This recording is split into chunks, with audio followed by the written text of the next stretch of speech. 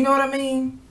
Like feminists who feels so justified that I have the right to exercise my sexual freedom. So I'm going to walk out on the sidewalk in my teddy, in my lingerie, to prove that I should be able to walk in a teddy in my lingerie without anybody saying anything. That's the hoest ass shit I ever heard in my life.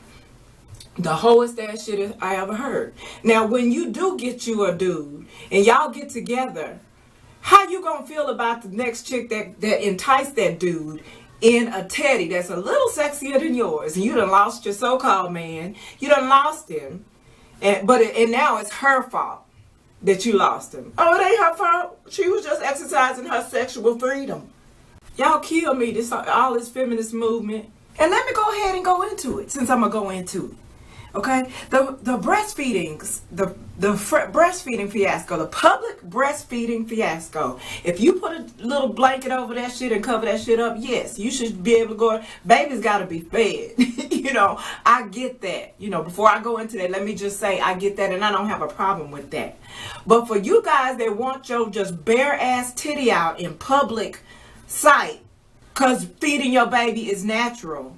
As if 90% of the motherfuckers out there are not perverted on some level, on a lot of levels.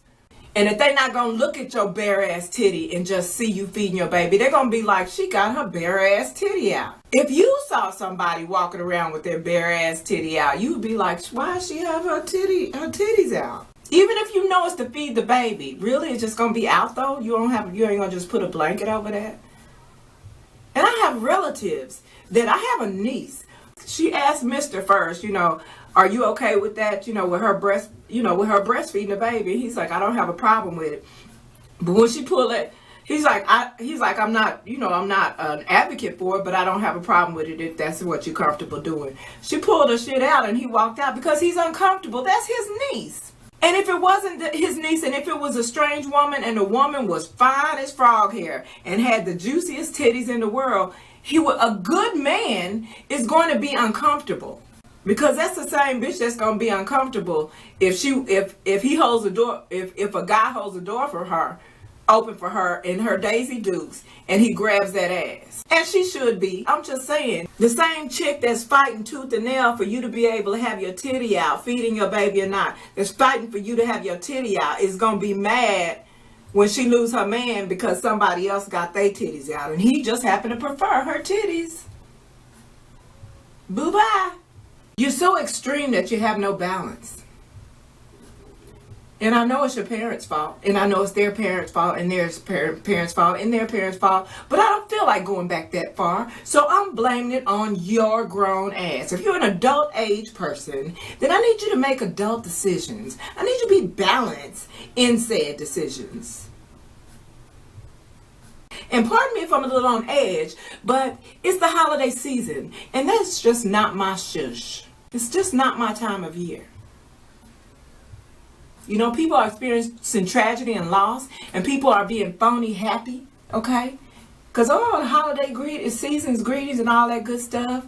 You know, people acting like it's such a great family time, and that's when your family feuds flare up, quite frankly. Because you get reminded, not shown, because it ain't new to you. You knew who people were. They showed you. You just didn't want to believe it. But you get reminded of just how shady and selfish people are.